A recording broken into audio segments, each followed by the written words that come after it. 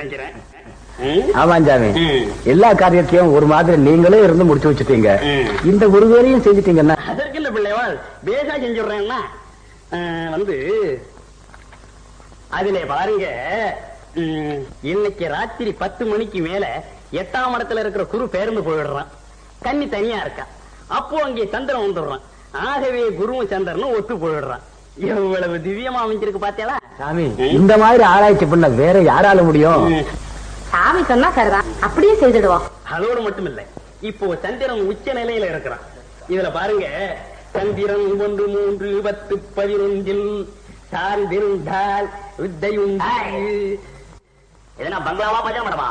கொஞ்சமாவது ஒரு காரியம் இல்ல. பந்தல் போடுறவன், சுண்ணாம்பு அடிக்கிறவன் எல்லாத்தையும் நான் பங்களா போல வச்சுட்டு பேசுறேன். வெளியே போ எல்லாத்தையும். தம்பி, இது உங்க மாமா, இவர் Iyer. I am sorry, Mr. Fly. I am sorry.